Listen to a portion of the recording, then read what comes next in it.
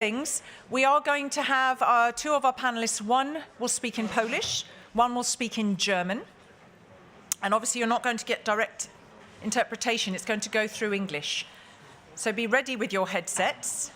May I ask Andrew that if I speak too fast, because I have a tendency, when the issues are that wide-ranging and there's a lot to pack in, to speed up at the rate of knots, which doesn't help any of the interpreters or the audience, flag it up. Okay, I apologise to my good assembled company, but go, slow down. I think I was just getting into the spirit of 2020 is coming and Okay, so make sure you're tuned to the right channel for the language that you require now, and we will give you time to put your headsets on. So I welcome all of you back, and also those of you who went to make a cup of tea, our virtual audience, and are now back in front of your screens. For those of the caffeine freaks in the room, do you feel better? Yes? Hands raised? Feeling better? Good. Okay. Anybody tweet? Did we get a rush of tweeting through the break? No? Anyone tweet, or are you too busy eating? What did you tweet, sir? We are here. Oh. Who had a fruitful chat with somebody? A fellow? Good. Somebody of a different opinion to yours? Who had a chat with somebody with a different opinion to their own? Okay. Less, but good. Okay, thank you. Can you just ensure, please, that your phones are back on silent? That would be very helpful, and you've got your headsets to hand. So we're going to get stuck into our second debate on regionalisation, implementing the CFP through multi-annual plans. I think this one probably promises to be as effervescent as the first. Okay, so let's prepare for that. I've got our lovely speakers here. It is pretty rare to get an all-female panel, and I always like to flag that up because it is quite a rarity. So we have, at the far end, we have Ulrike Rodust, who is member of the European Parliament, the S&D group.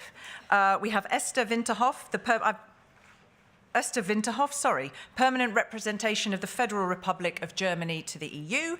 And I have Justyna Zajchowska. Is that okay? Yes. Okay, who is consultant to Pew. So I do welcome you all. Let me just very, very briefly clarify the context. There was a couple of things, couple of innovations in the last CFP that are important, which was the need to move from the short term, the annual decisions on fishing limits, to something longer term, and something more ecosystem-based management frameworks, so that there could be gains in terms of predictability and stability while also delivering the CFP's objectives. And of course, one of the mechanisms to achieve this was the adoption of the multi-annual plans, and one plan for the Baltic Sea has been adopted thus far, and several more are in the pipeline. And also, there was the other innovation that was the recognition that management should be brought closer to the local, to the regional stakeholders, and the mechanism of regional decision-making by giving a greater role to the stakeholder advisory councils. So, are these innovations being implemented? Are they delivering on expectations? Are they matching the objectives? Are they helping to achieve the objectives of the CFP? What do stakeholders think? Are they using it to really regionalise their decisions? And can we see any demonstrable effect in terms of delivering on the CFP's commitments in those particular regions? So that's what we're going to ask our panellists for their thoughts and their experiences. Ladies, I think you know that I like to be concise. I am sure you will be, because we will have plenty of time to discuss beneath the top lines of your interventions during the ensuing debate. So I would like to start with Ulrike, please. Thank you. The floor is yours. Ja, guten Tag, meine Damen und Herren. Ladies and gentlemen, it's a pleasure for me to be here today. I would like to thank the Pew to have invited me here. I think we're all here to fight together for this objective to bring fisheries to the MSY level. Of course, until 2020, of course, there's not much time left, so it's about time to really take stock in a very open way. And I would like to say we also had this women power in the Common Fisheries Policy. We had Maria Damanaki and me. We really fought a lot in favor of the fisheries policy. So the commissioner and me as a rapporteur.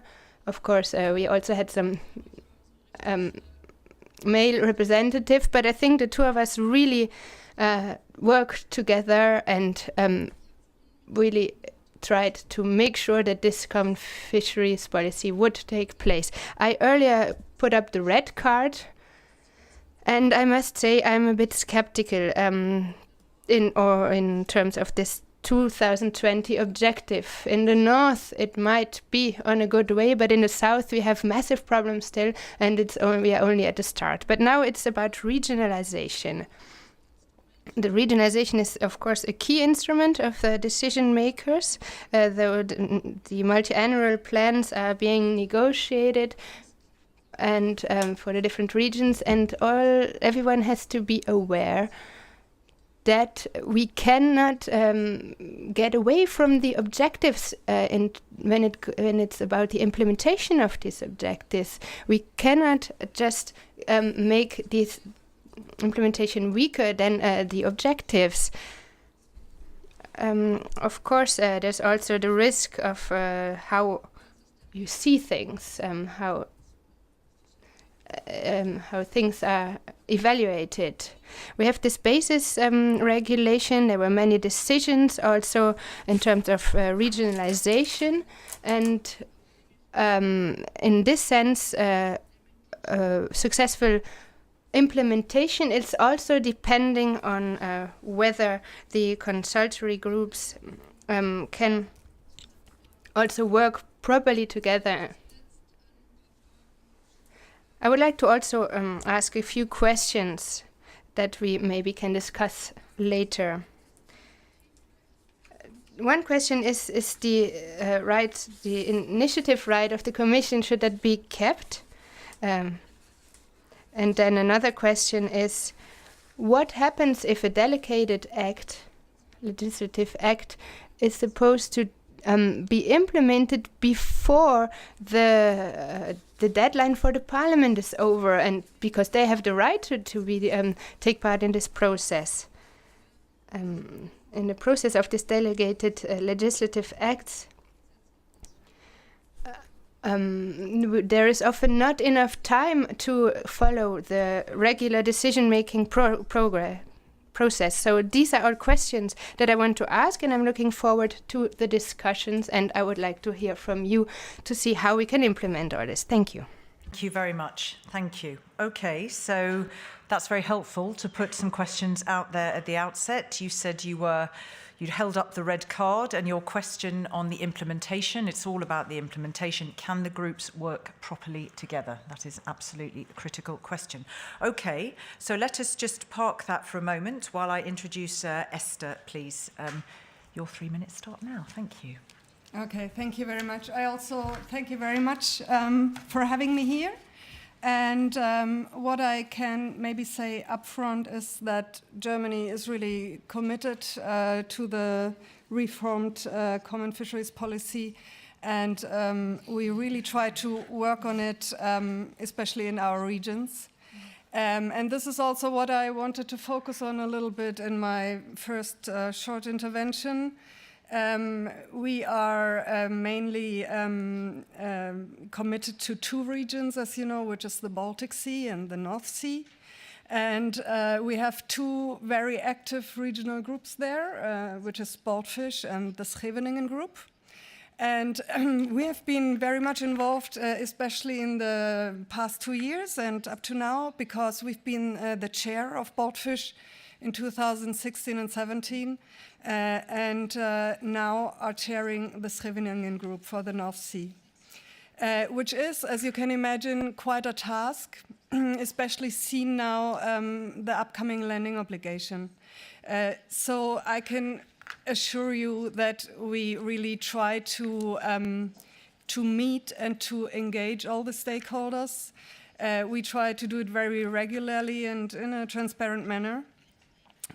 This includes, by the way, all the concerned member states. So the chair of the groups is organizing the meetings and also setting the agendas. But all the other member states are actually also quite active, quite engaged. And not only the member states, also the other stakeholders. So for example, in Baltfish, we have regular Baltfish forums where actually all the issues that are upcoming are being discussed in a different way sometimes. Sometimes the advisory council agrees on something, and then we get a common understanding from them. Sometimes they don't agree, and they make it clear to us, to the member states, when they don't agree and where the problems are. So I think that in the regional groups we get quite a feeling of where we go and where we should go from different points of view. So the regional groups have diverse agendas which cover the multi-annual plans. So for example, Baltfish back then has given a common advice, or more or less a common comment about how the Baltic Sea map should be set up or what should be in there. But also they give a common advice to the discard plans now within the multi-annual plan in the Baltic Sea. But also to the annual tax and quotas. Baltfish normally manages to find agreements on most tax and quotas of how to handle them in the end of the year, and this is also quite transparent upfront the council. And now, of course, they're also very much working on the technical measures and on the landing obligation. So switching to the North Sea right now, there are proposals from the member states including, of course, the different opinions from the scientists and also the sector, the NGOs, of how to implement the landing obligation for different species, which is quite a task. So what I want to say is that I think the regionalization, which has taken place, at least in the Baltic, for the past almost 10 years, since 2009, has certainly improved the common understanding and the discussion, and hopefully also the outcome, I think so. And of course, it's quite a strain also for the member states and I guess for all the stakeholders, because we are more involved, because there is a lot to do. But actually, I had a green. I'm quite positive. I really hope that if we continue to work together like we do, we can achieve our goals. Maybe not 100%, as the ISIS colleague said, but to a quite huge extent. Thank you. Thank you very much. And thank you for giving some clear examples there and echoing our first speaker who talked about if it's all about the implementation, how do people work together? And you're sort of saying, you know, there are different points of view. So it's how bringing those together, picking through them, but your overall feeling is it has improved common understanding through discussion and outcome we trust. So you are more of a green. And thank you, by the way, sorry, you did actually use the word scientists. You know what? They were the group I missed out in the beginning when I asked, where are the scientists in the room? Look, nodding. Where are the scientists in the room, please? Good people. Raise your hands. Thank you very much. Okay, there, you've been given the star position there. I referred to you totally separately. So, we had a red, we had a green. Where were you in that first poll? Between green and blue. Okay. Well, let us hear, please, from you. Your 3 minutes starts now. Yes, welcome. I would like to take an opportunity today provided by the organizers and will tell you my story about regionalization in Polish. A więc. Yep. So, let me switch to Polish.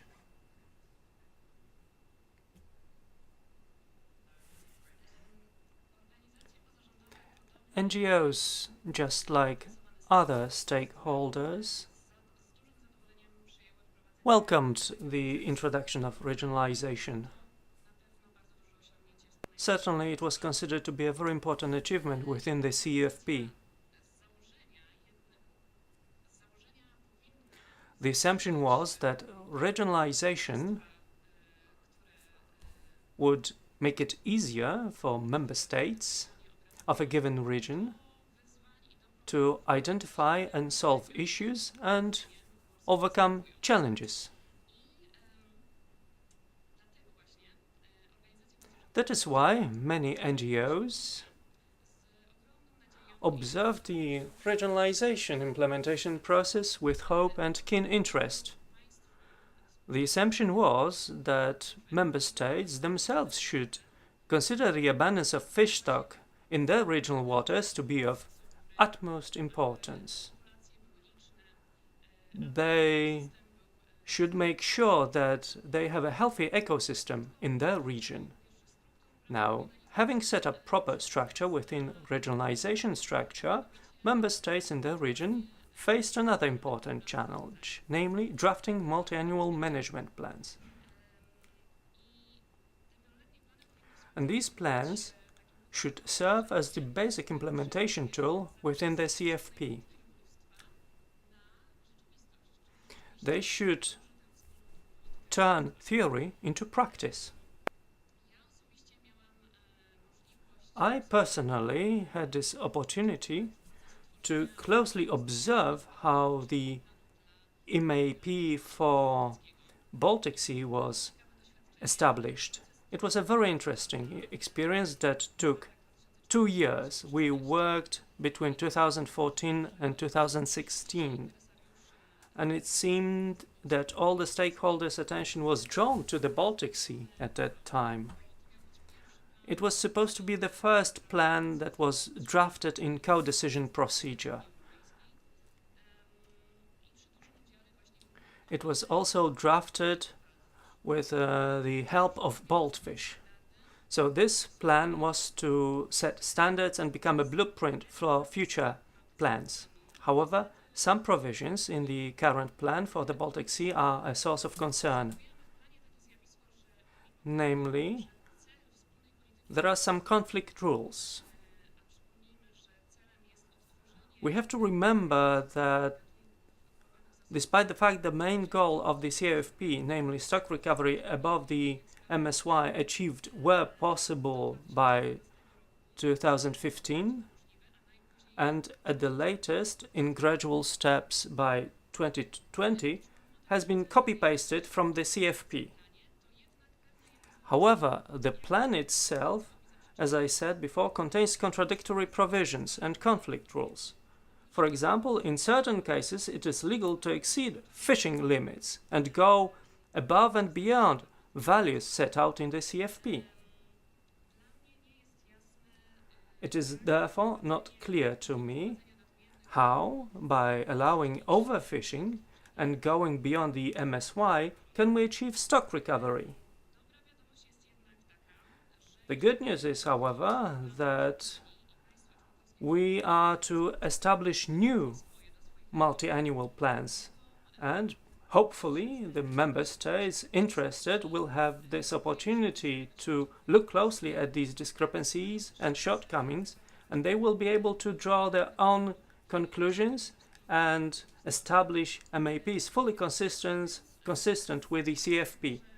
To sum up, I have to say that multi-annual plans on the one hand can provide stability and predictability and can lead to ending overfishing, but they have to be fully consistent with the CFP. Thank you. Thank you very much. Okay, great. My God, you speak fast too, but that was remarkable. Except the interpretation was so fabulously leisurely.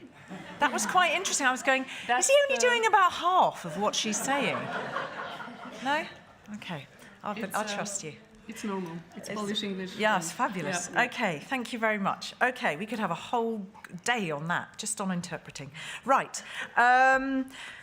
Before I turn to the floor and also have a bit of a chat, and I'm just going to hold those thoughts. So that's very interesting. And what you've said, I guess it's not going to be a surprise. Like most things in life, there's stuff that works and stuff that doesn't. And how do you deal with the stuff that doesn't? And how do you align the stuff that doesn't? And you may, of course, have a different view on these contradictions and where you said these inconsistencies.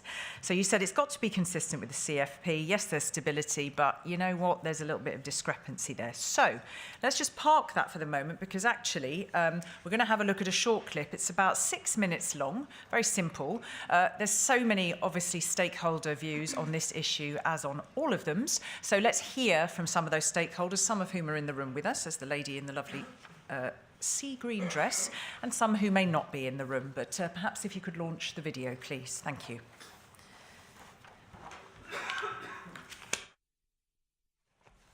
One strength of the regionalization process is that everybody has to achieve the same targets, but every region is able to adopt a way to achieve the targets to the reality of that region. A weakness is that the regional processes are less transparent and less subject to scrutiny. The good thing, as we thought in the very beginning, was that by putting the responsibility of those who are doing it in real terms, we would get rid of excessive bureaucracy. The bad thing might be that if we do that without clear targets, we might end up in something which doesn't actually work. I think the weakness of regionalisation is that it's embedded in a top-down, prescriptive approach. One strength with regionalisation is that detailed measures can be adapted to each region. But there is, however, a big weakness with regionalisation. It is based on joint recommendations of the member states concerned. The weakness is that these joint recommendations have to be unanimous. That means that one country can hold all the other countries hostage and block new ideas and ambitions.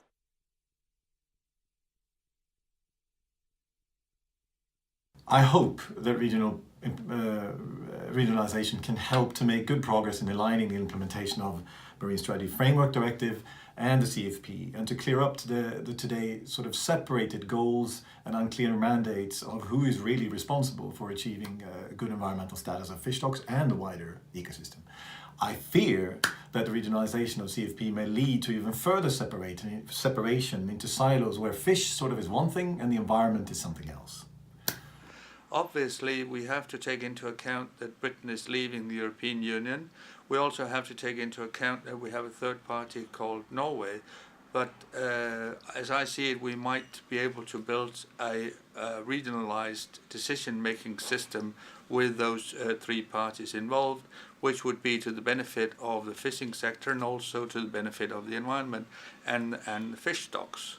What I fear is that there are vested interests in member states that make it harder for all stakeholder views to be heard, and basically it's referring to business as usual for them.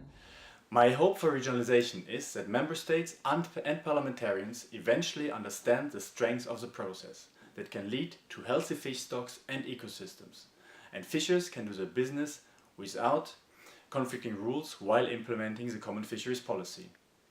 But because the process is less defined, my fear is that an opaque process with little stakeholder input will result in very low environmental consideration. My biggest hope is that it will involve more people on a regional level and that more will feel ownership of taken decisions. However, my hope is overshadowed by a very big fear. My fear is that it's going too far. Not everything can be regionalized. There always have to be common objectives. Otherwise, there is no common fisheries policy anymore. Fishing boats will operate under different standards, and we can forget about the level playing field.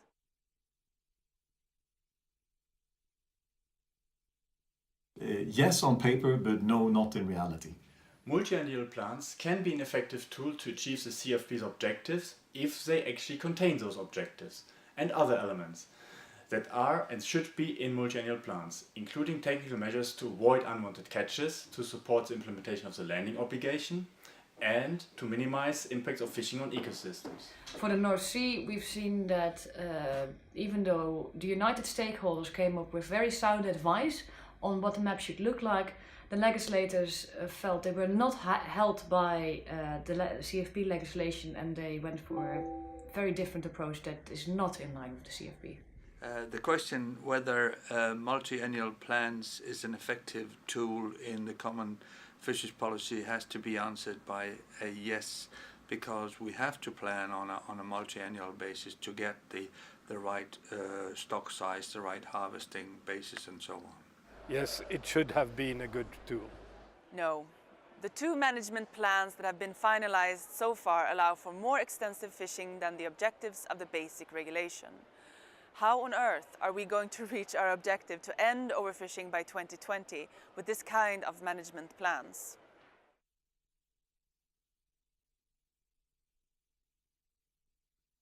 This is easy. A sloth.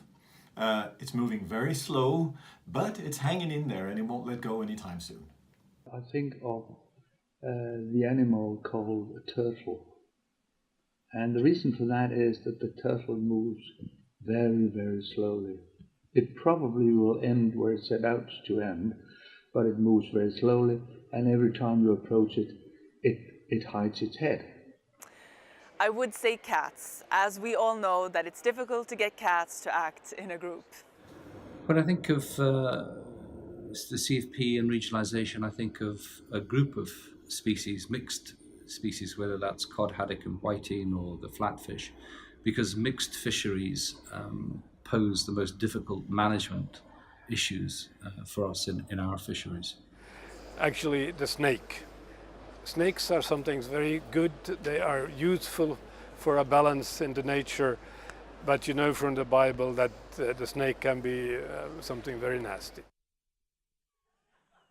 Okay, so I sort of feel like that needs a round of applause. Okay. So again, bear in mind that questions from the virtual audience can come in via Twitter. We will have a look at those in a little bit. Before I open things to the floor, because we have about 30 minutes, in a nutshell, would you like to, just in a couple of sentences, what did you hear there in response, Ulrike? We had I guess quite a fair few negatives, some real consensus on the fact that, come on, if this isn't aligned with the CFP objectives or if it allows for more extensive fishing, when what on earth is the good of it? Yes, it gets people to chat, but the problem is because of the unanimity required, one country could hold others hostage. We heard about vested interests. And there's a problem if it's opaque, an opacity. And then there was the comment that not everything can be regionalised. So there was a thought that it works on paper, not in reality. Any thoughts from you, please, Ulrike?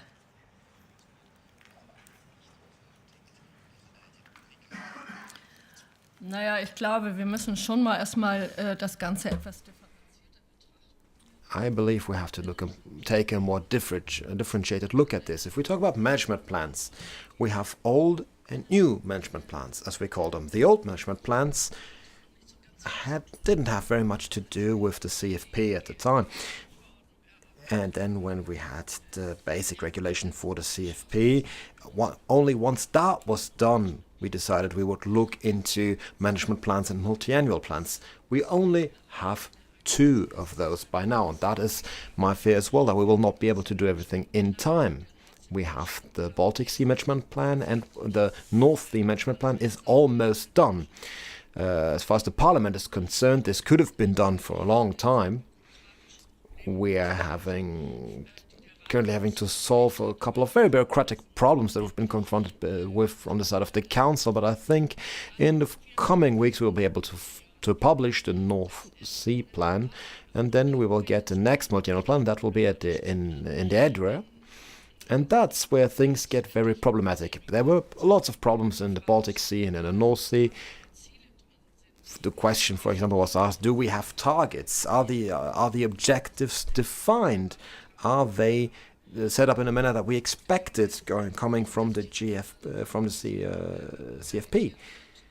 Can we organize this in a way that is an added value for everyone? And now in the Adria region, in the Adriatic Sea, we're in a different situation where a lot of people are saying this isn't working, this will not work. We have the proposal from the Commission on one hand, on the other hand we have the report from the reporters, and these are very far apart from each other, so I've been silently hoping that the Commission would withdraw its proposal, because it does not fit.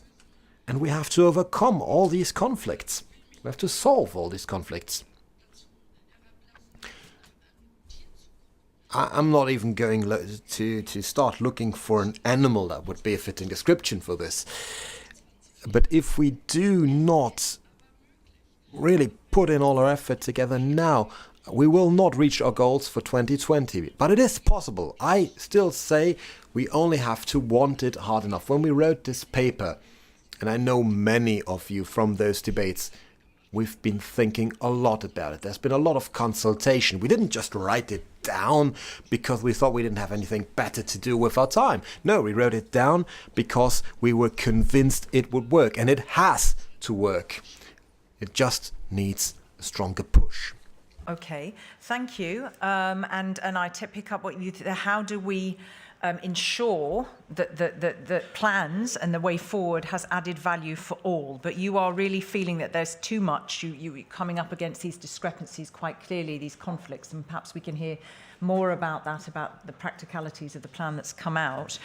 So you were very positive in your opening. You've heard this. You've heard what people have talked about in terms of regionalisation and maps. In a nutshell, how do you respond to those comments and to the comment of our colleague here? Well, I wanted to maybe reply to two of the comments that we've heard here in this film. The one thing is that one member state can take the others hostage. So far, this hasn't happened. We really have tried to, so far, find ways how to get all the different aspects and needs of the member states and the fishermen, but as I said, also the other stakeholders together. And sometimes maybe it's the lowest common factor that comes out, but I think so far we have managed to give advice. So what we've been through so far, makes me positive that it will not happen. And then, of course, if we ever fail, there will always be the possibility for the Commission to make a proposal. I think that we still have quite a few issues that we tackle together. For example, now the technical measures file, which has, like, for example, a common first half of measures, and then there are the annexes, which are again regional, but there we also sit together and try to find common ground, and this is on the basis of a Commission proposal. So we have many things to discuss all together, like also control, EMFF, so I don't feel that everything is regionalized now. Maybe one more sentence about the ownership. I think actually what we go through right now is maybe indeed not so fast, but to my understanding it improves rather the ownership of the stakeholders. So yeah, that would be my impression. So the sloth turtle is okay for you because it could actually improve things? I think a fast turtle. A fast turtle? Yeah. Oh, I like that. Okay, so there was no animal there. A fast turtle. Is that a, yes. Sea turtles can be quite fast. Can see, okay, thank you. A sea turtle, then. Yes, could you very briefly respond to what you heard and what your two colleagues have said? Thank you. Bardzo chętnie, dziękuję. Gladly.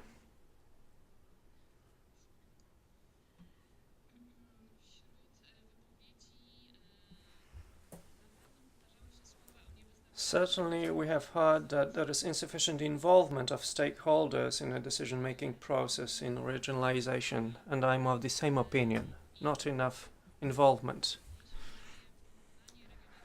Therefore, I believe that comparing regionalisation to a turtle that hides its head every time we get close, is a very good one, because one may conclude that once we approach member states with our recommendations, this turtle hides its head and ignores our advice. What is a worse source of concern is an example given by Irene Kingma. Namely, she said that even though a unanimous recommendation was adopted between NGOs and the representatives of industry, such a recommendation is simply rejected by member states and is not accepted by regional groups. This is a reason for serious concern, because such recommendations are a balanced way of approaching individual issues. Now, let me refer to what has been said by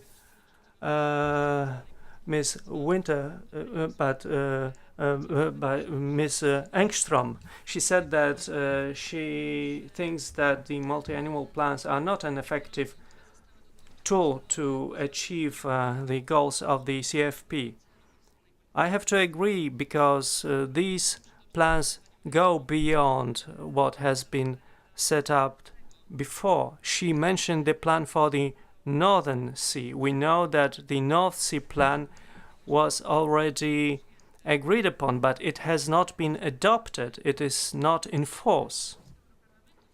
And the position of the Parliament voted upon in Strasbourg was very good, and it did not foresee going beyond the MSY. But what I have heard from Ms. Engström is that the final shape of the multi-annual plan can include the same inconsistency that is so typical for the Baltic Sea plan. Namely, it will be possible to go beyond the MSYs. So, unfortunately, I have to share concerns of Ms. Engström, because we are supposed to finish overfishing by 2020, and yet we introduce plans that include overfishing. How are we supposed to succeed? All we have left is hope that member states will take into consideration these conclusions, and they will make their own conclusions. They will learn a lesson, and they will make plans consistent with the CFP. Thank you very much. Okay, thank you. So we have about sort of 15 minutes or so. It'd be interesting because it's been very clear on lots of those standpoints. I mean, part of it is, the outset is make it more regionalised. You talked about ownership and saying sometimes less speed is actually is a good thing. So I was going to say it's an oxymoron, a speedy turtle. That's what I was going to say, but I like it. So there is that side of things where you say actually it's ownership, and I can see good things in terms of the debate, the discussion. And then you've got the sort of the idea of it, that you keep it closer, but how does it work in practice? Are enough stakeholders there? Are you going to be able to get these decisions that enable it to move forward? How do they align those decisions with the big decisions coming down from the top?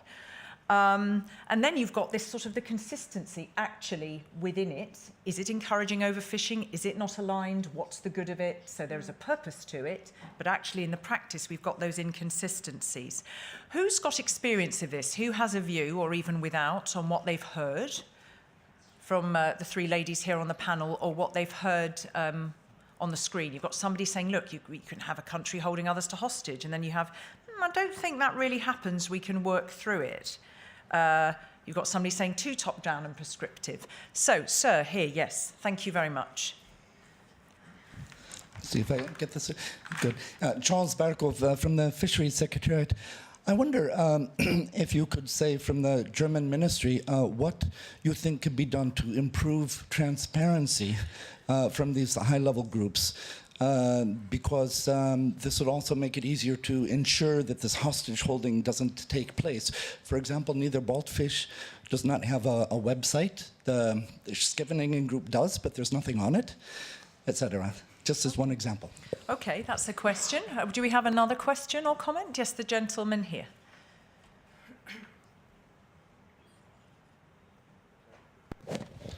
Thank you. Colin Masuluan from the Irish Department. Just like to make a point, I would agree with Esther in relation to the hostage situation. That hasn't happened in northwestern waters. I think it's important to remember when the regionalisation groups began in 2013, nobody had a clue how these were going to work. Sorry, nobody had a clue how these were going to work. And it has evolved over time in terms of the interaction between the member states, and the advisory councils with the Commission. We were the first chair of the Northwestern Waters Group, and at the time we had huge debates. Would we even invite the Commission to our meetings? Would we invite them for part of the meetings? How would we consult with the Advisory Council? And one of the things that we found very difficult, and it's still a difficulty, the previous speaker mentioned the Scheveningen Group has a website, the Northwestern Waters Group doesn't, Baltfish doesn't, because nobody has the resources to have a secretariat. There's no secretariat for these groups. When we deal with the Council Working Party or the Council, there's set structures, we have interpretation, we have documents produced. There's a secretariat that does a huge amount of the background work that's necessary for these kind of meetings. We don't have that, and to some extent, you know, for Ireland and for quite a lot of other administrations, we're a small administration, and this is a huge burden of work to do. I think we've all been doing our best.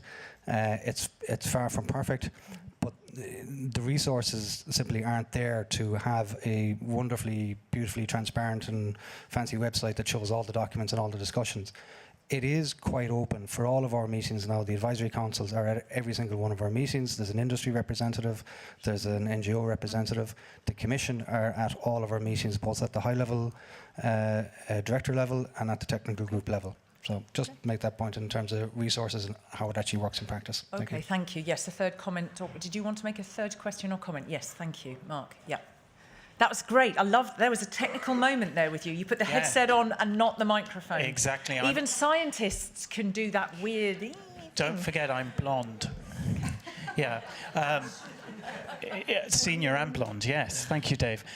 I think there is an issue. People have been talking quite a lot about the recent reform, but on an ICES side, we're finding that the lack of transparency with regards to decision-making, particularly on science, coming from Baltfish, Scheveningen, and other groups, regional groups, is very difficult. We cannot find how and why decisions have been made in relation to the science decisions, and that's very difficult. There does need to be more transparency. There does need to be an underlying assumption that the science should be credible and transparent, and we're not getting that. Okay, so let's just have a look at that and unpack that before we can perhaps take some other questions. And I'll come to you, you know, Esther, on that sort of, and then certainly you can come in, Ulrike. So we heard about sort of resource, but there is transparency, but we can't make it as accessible as one might wish.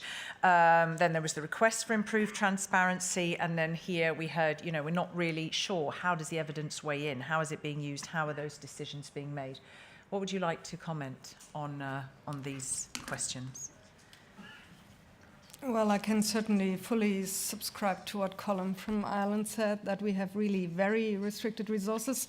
Our administrations have not been added to ever since regionalisation took place. So actually, really, we do what we can. And I think we feel with, for example, the Baltfish Forum, where stakeholders are regularly invited at least twice a year, to hear where Baltfish is standing and where the decisions are being made, that we feel that, yeah, this is a way to transparency.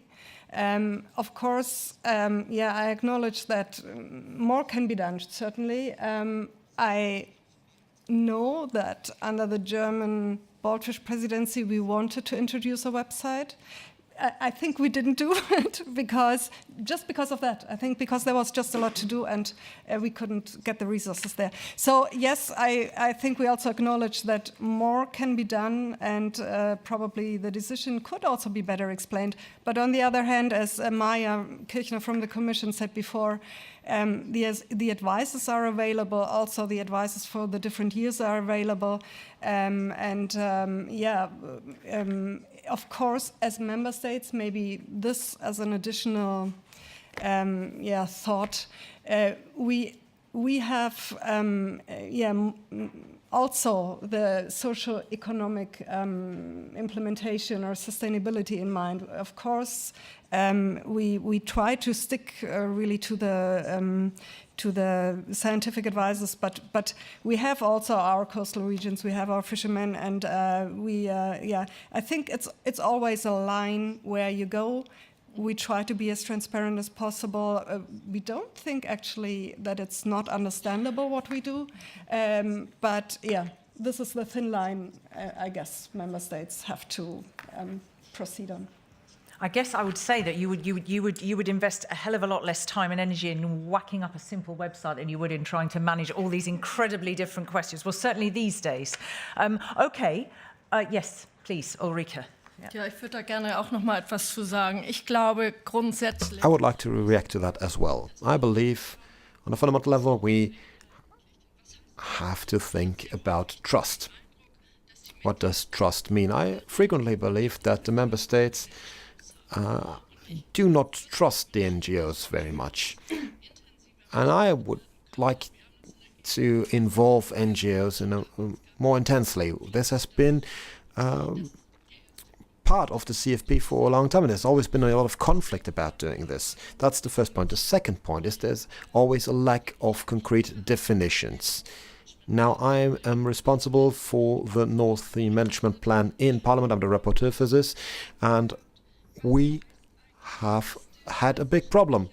Now, what is the best possible scientific advice? We have no concrete definition for this. And I would love to see agreement on this. And we're talking about the landing obligations. And one reason why the landing obligation has been included into this legal act is that we do not have sufficient data. We want to know from the fishermen what they're catching, which is why there is this landing obligation. There's no good definitions of report, and as we've heard, the landing obligation will create big problems at some time, but we can't get around it. We will need those data sets. We will have to find solutions, and with the legislation on technical measures, there have been some rules for fishing equipment in order to have less bycatch and to have less discards.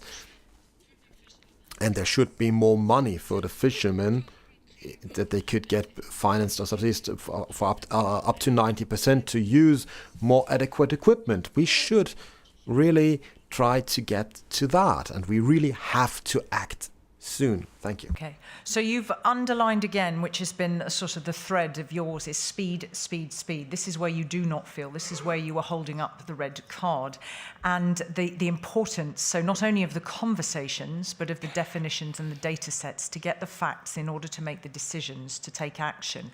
Now, we're talking about data. You again said, and we haven't sort of heard that from the floor, but you were saying, you know, that's the frustration, is this, hang on a second, you know, this inconsistency between the CFP and the targets in them. So what do you propose going forward? You've got this one that's yet to be published.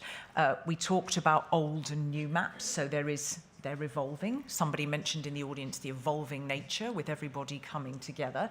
What do you want? What do you call for going forward? Do you want them to stay in place? Must they stay in place? What has to change to make them more useful?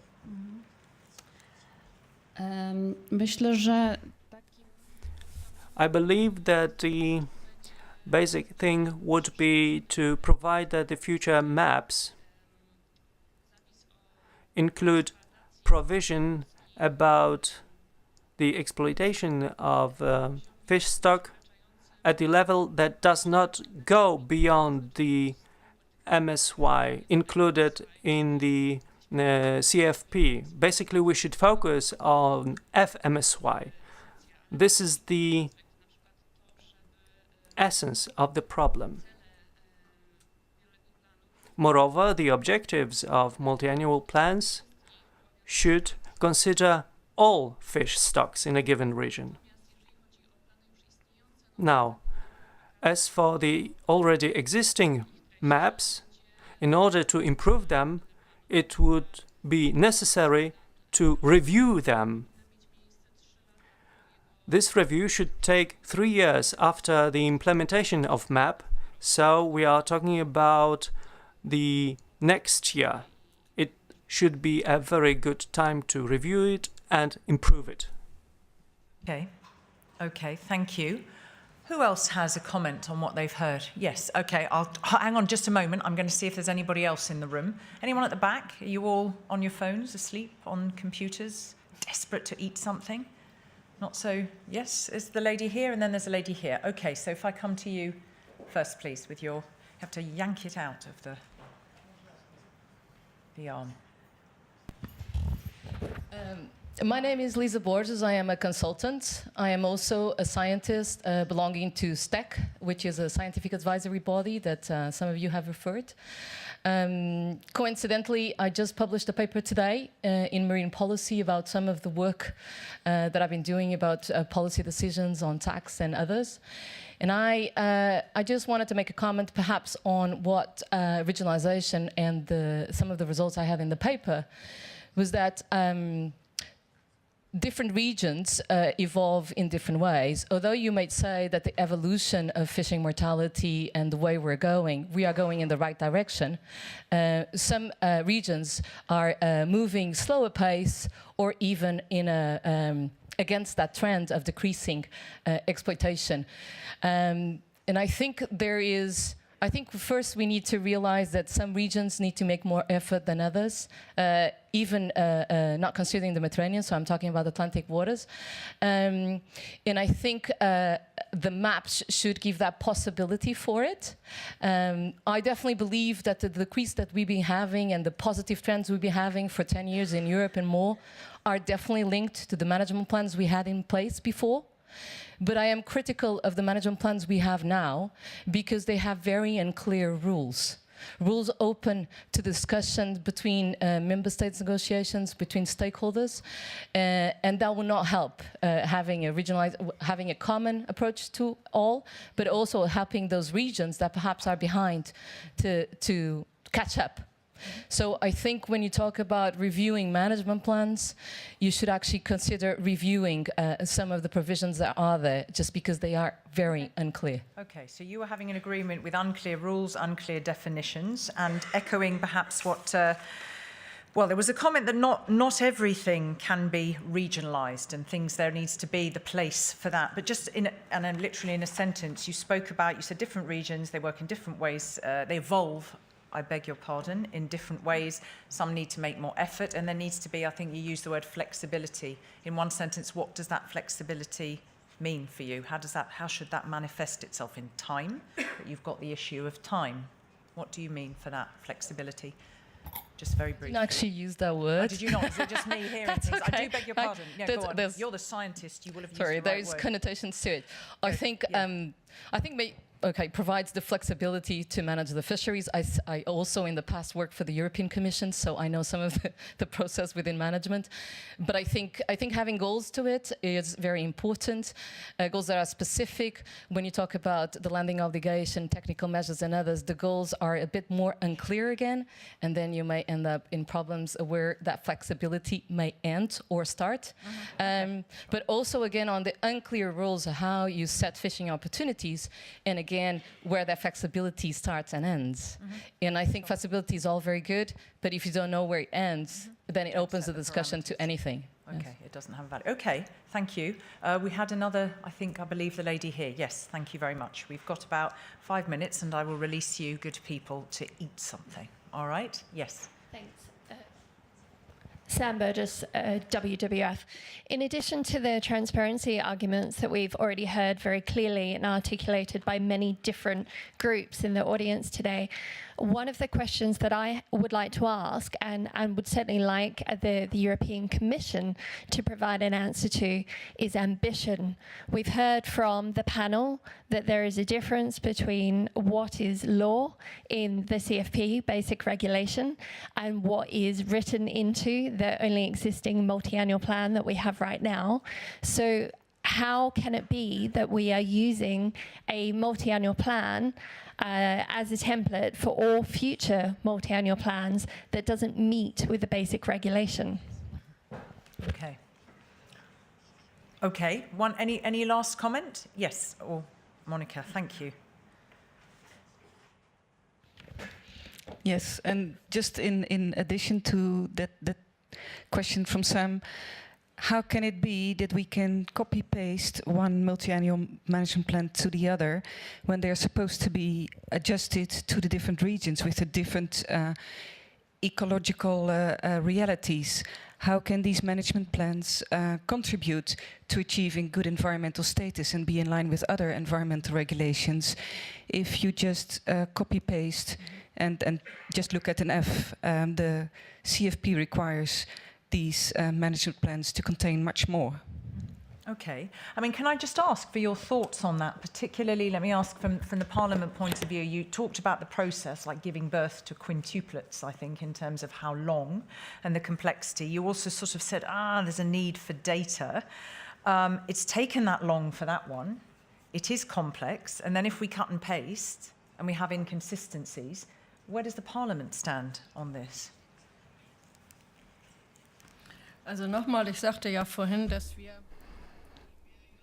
As I said earlier, we do not only write these multi-annual plans, but we also review them. The first one was the Baltic Sea multi-annual plan, and which was kind of used as to be copied for other plans, like for example for the one for the North Sea. And we said it should be used as an example because it was already such a difficult process to get to this Baltic Sea plan as we have it now. Of course, some things I didn't like, but I always say I'm not living under a dictatorship, but we are living in a democracy, so you also have to accept things that you don't like that much. And in the Baltic Sea multi-annual plan, we used some data instead of concretely setting objectives. I think that would be much more important to set clear goals. In the other plans, there were some, in the North Sea annual plan, for example, there were some corrections in terms of these things. But of course, if I had set up this plan alone, it would have been different, but I'm not alone, so you have to take into account also the other opinions, and it has to be the majority that has to be taken into account. It's not only the majority in the Parliament, but also the majority in the Council, and at the end you have to find common ground. And I think you always have to be open, in my opinion, also in what the opinion of the NGOs, of the environmental organizations, of the angler organizations, for example. I can tell you some stories. Most anglers are maybe nice people, but some would maybe like to fish more that we would like to see. So always it's a difficult process to find an agreement, to find a majority. But I think it's a good thing, of course, that we live in democracy, and at the end we have to accept this majority. Okay, so you used at the starting point when it said, why should there be a cut and paste and a template, that there was at the heart of this a reason that it was such a difficult process. It was a way of moving forward a bit more speedily, and that and because of the nature of the number of voices involved, that is where you arrived at, and that's the process. Let's hear from you, please, Esther, and let's keep these last two contributions nice and concise, and then I can round things up for these good people. Do you? What do you hear from that in terms of this cut and paste? Yeah, thank you very much. I do not only hear. I mean, we were also part of agreeing on it, and I think well, it's always, of course, a compromise. It's always the result of discussions between the institutions. And yeah, it was a bit lengthy and difficult for the Baltic Sea plan. I tend to disagree that it's not implementing the CFP. I think for me, when I prepared this this day-to-day, that I thought they are a specifying framework for the CFP, the multi-annual plans for me. They are in itself a framework that can be filled or must be filled, but they specify the CFP, and it's I think the first time, I'm not sure, but I think the first time that it's not only a multi-annual plan, it's also a multi-species plan as well for the Baltic Sea, as well for the North Sea, much more. And this is where the common outlines stem from, that it's for several species at a time, seen in this hunter-prey sometimes relation or in other relations. So this is why ICE provided ranges for it and not a point value, but ranges in which the institutions or the council in the end can decide. This is new, of course. We have to find it out. We have to see how the Baltic Sea Plan goes. But we had agreed on specific issues concerning the Baltic Sea Plan, and wherever possible, we thought it's good to take it over to the North Sea Plan. Of course, the North Sea is different from the Baltic Sea, and there are some different issues now, some different paragraphs in the North Sea Plan that try to capture that. But yes, these are new plans, and well, we hope to go further with them. Okay, thank you. I'd like to just ask you to really nice and briefly, please, because you were going to lose the room otherwise, so that is your incentive. Just particularly to come back, because you are the person who raised, obviously, you know, this is just pushing overfishing, you know, so there is this inconsistency. We heard here again from the WWF, they are echoing that point. We have just heard here from Esther, for me, it's a specifying framework for the CFP. So what would you like to say in conclusion on this issue before I release our audience? Thank you. Dziękuję. Thank you for giving me the floor. In conclusion, I'll give you an example. And this will be a food for thought. Are we really certain that the map for the Baltic Sea is consistent with the CFP? If it provides for the following hypothetical possibility, that we choose the upper level of FMSY. I checked what in theory it would look like if we were to use the upper limit of the FMSY for herring stock. And the difference between FMSY and the so-called the FMSY upper, so we've got this bracket, and the difference was nearly 57,000 tons for a given stock. And the tag would be 24% higher than the one set on the basis of the CFP. Therefore, based on the basis of FMSY. To me, it is overfishing. Thank you very much, and for your clarity.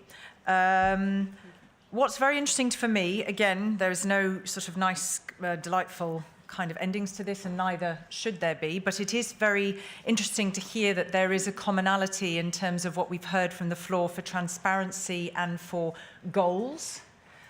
We heard that, and if there's flexibility without parameters and there's unclear definitions and goals, then we end up with a situation that you have just given some statistics around and some maths around. There is this talk of, well, it is complicated. A template was there because we need to push forward, and it's used as the sort of the starting point. And there are all sorts of considerations to take into account, and we do need to evaluate them and monitor them, as you had said. So it seems to be very, very divided on the approach, that in general for regionalisation, for bringing ownership, it's a good thing, but actually in the implementation, we've heard some positives from you in the discussion, and you feel there's very positives, and there are others who are more sceptical that those discussions might not always bring the objectives of the CFP to fruition. So they do need to obviously be very subject to close scrutiny going forward. So do chew on that with your lunch, please. I'll ask you, I don't want to cut off too long, but I think an hour and 20 minutes is good time for lunch anyway, so we could stick to our timing. If you can kindly be back in your seats at 2:15 for the third panel debate of the day. It's going to be an interesting one because we're looking at landing obligations, and woohoo, that's come up already. Have fishing practices changed? I trust there wasn't anything on Twitter, because I did look at you, but you didn't wave, so I I didn't go there. But eat, tweet, get some air. Thank you very much. But before you leave, a round of applause, please, for our great panellists. Thank you very much. Thank you, ladies. Thank you. And sorry, Ulrike, that we didn't discuss your question about delegated